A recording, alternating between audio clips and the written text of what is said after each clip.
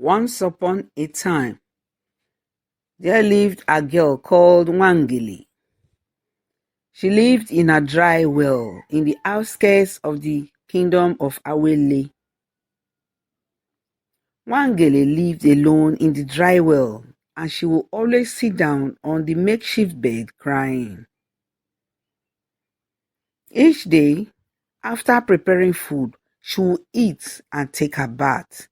When she was through, she would lie down on the makeshift bed and be reflecting on the past when she was with her family. It was as though it was just yesterday. She could still hear her parents talking to her and the other siblings about the past wars in the neighboring kingdoms. There was this particular story that her father told them, and it was about a kingdom that was attacked when they hardly knew it. In that kingdom, her father said there had been an attack at midnight while everyone was just relaxing, and everyone in the kingdom was killed except the king, who ran to a dry well near the palace and let himself down the well.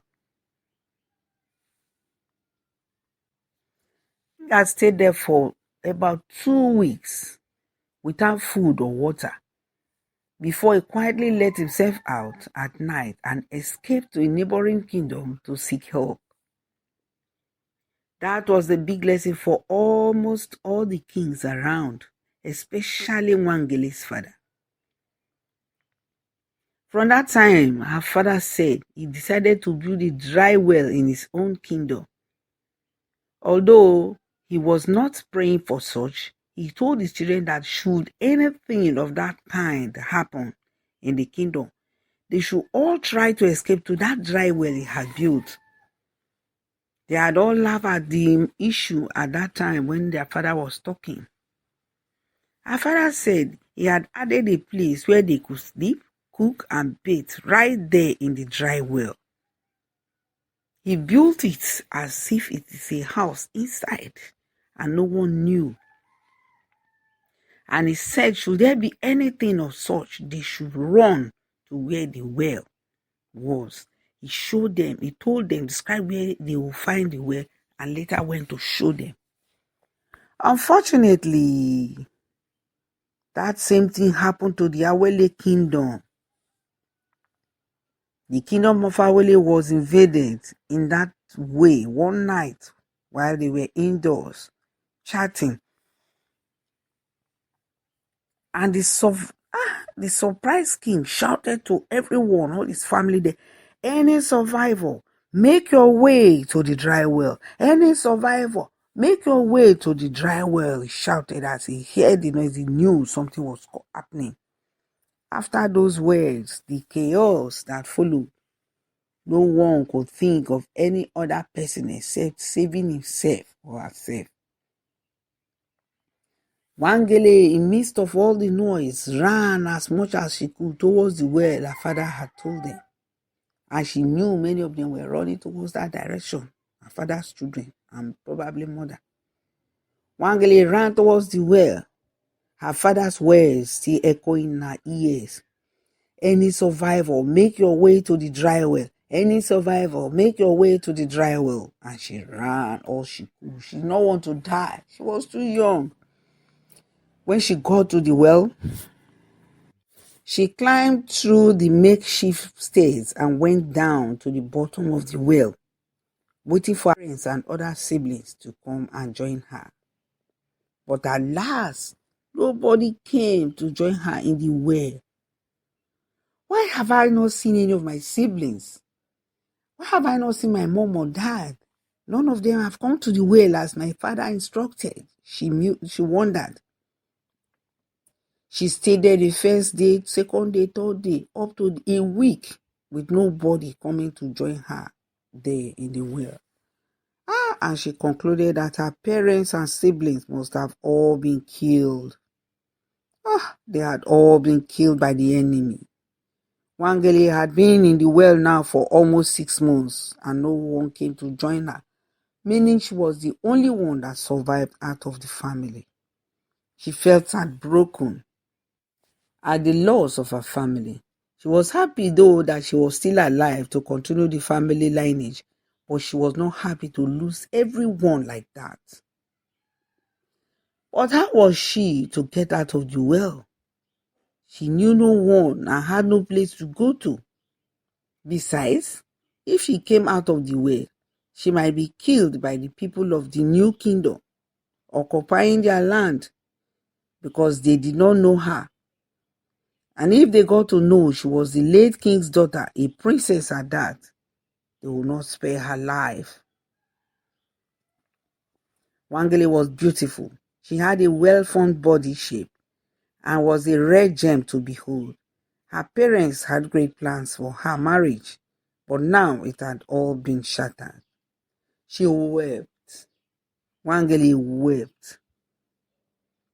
She was lucky her parents had stuck enough food down in the well. It was as though they were aware something of such magnitude was going to happen. She longed to come out of the well to breathe in some fresh air and see what life looked like outside the well once again, but she lacked the courage. One day, while she was lying on the bed, she heard voices from above and hid herself to one side.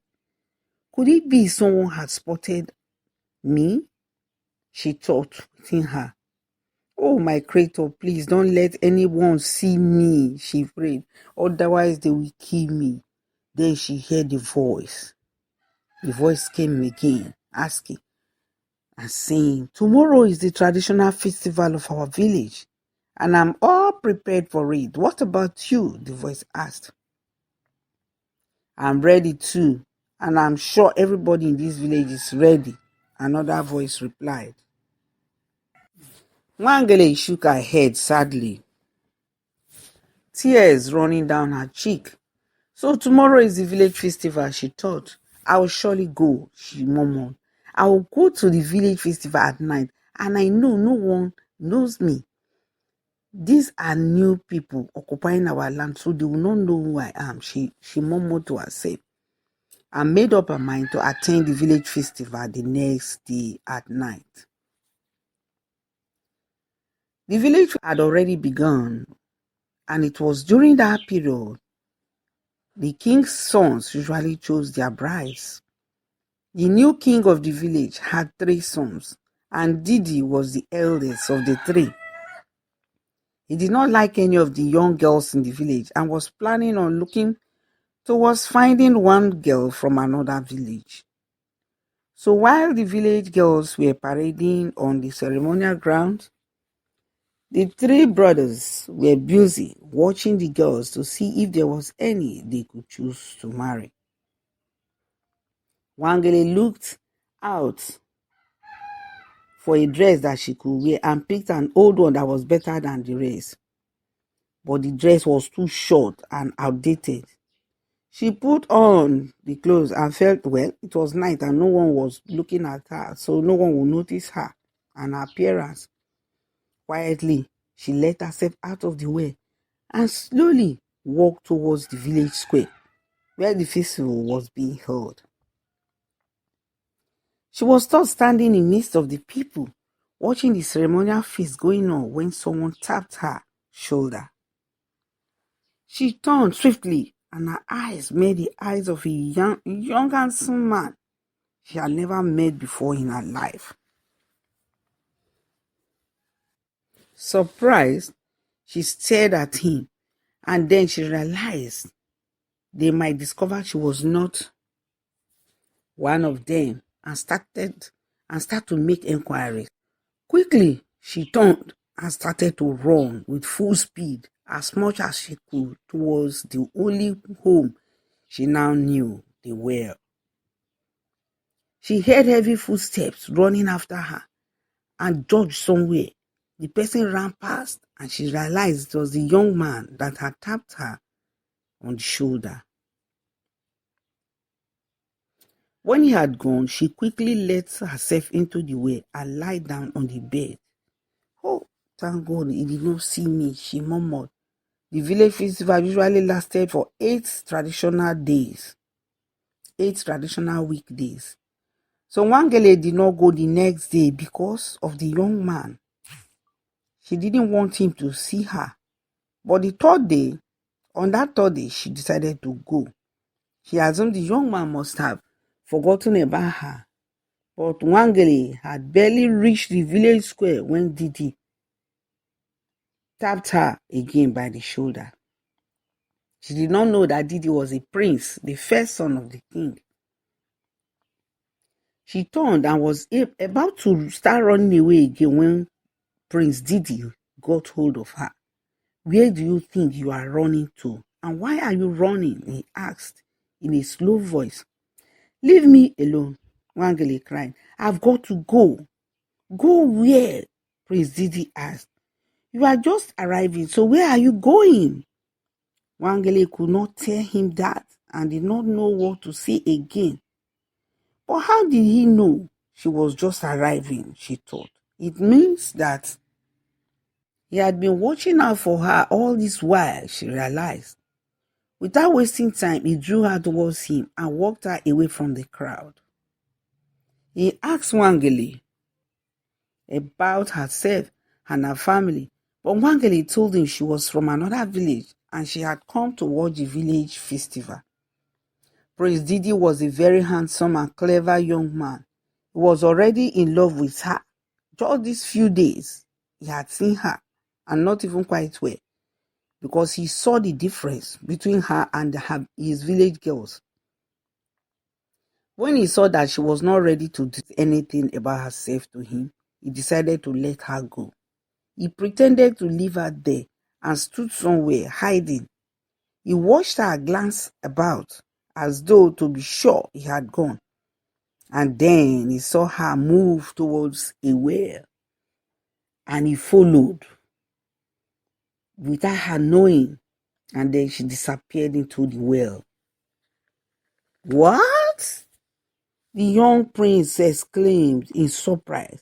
"Could it be she's a spirit? How can she go down a well?" he asked softly. He was confused. Although he was brave, he could not understand it all.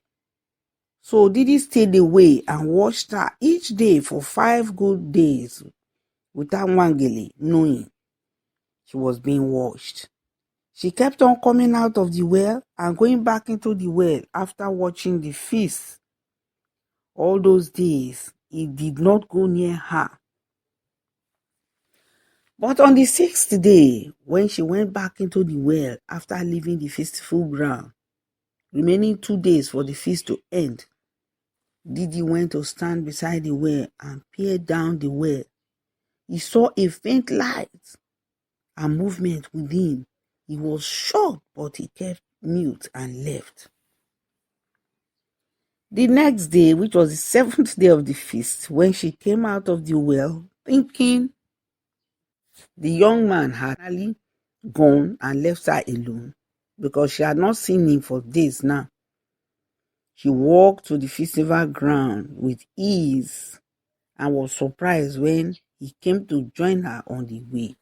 Nwangele was shocked, but she was pleased to see him. He was the only human being she had interacted with for more than 5 or 6 months now. He greeted her and asked after her family. She only answered the greeting but refused to tell him about her family. Didi requested that she should tell him about her family and take him to see her parents because he liked her and wanted to marry her. That broke Nwangele down and she began to cry. Surprised at the show of emotion, Didi told Nwangele that he was going to stand by her and she should cry no more and tell him what was the matter. But Nwangele refused to talk. He urged Nwangele and promised Nwangele that no matter what, as far as it is humanly possible to solve, he will be by her side and he will marry her. Didi promised her that no matter what, he will be beside her and marry her as far as it is humanly possible to be solved.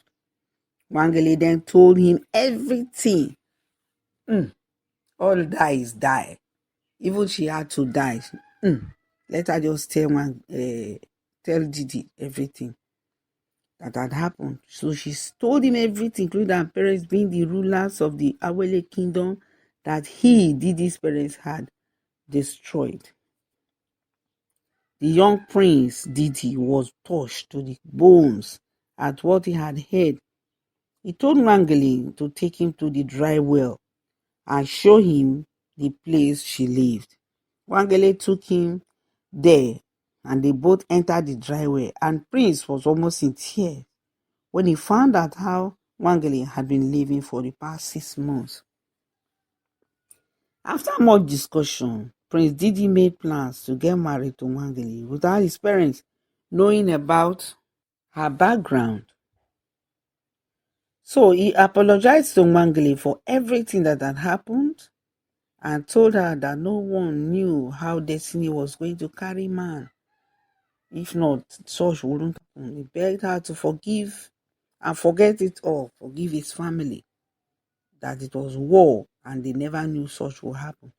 So he said he will marry her, and by the special grace of their creator, they will one day rule the kingdom and become the king and queen of the kingdom, because he was the first son.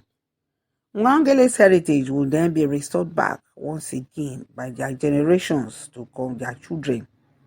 So the king and queen were happy their son had found a wife, a beautiful and well-mannered one at that.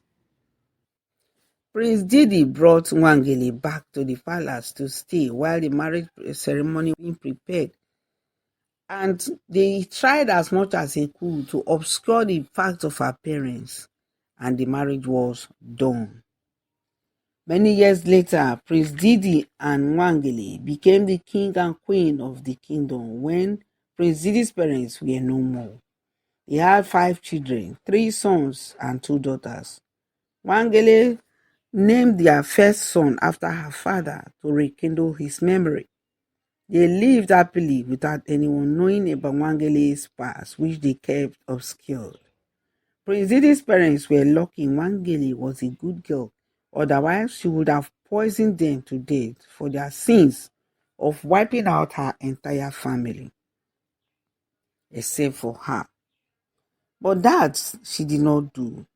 Sometimes those we have around us are children and relatives of our enemies and enemies of our families that we do not know. It is only the power of our Creator that is always keeping us alive in the hands of such people. That's the end of the story. Please don't forget to subscribe and press the notification bell so that when I release my new videos, you will be the first to get them. Otherwise, you won't get them.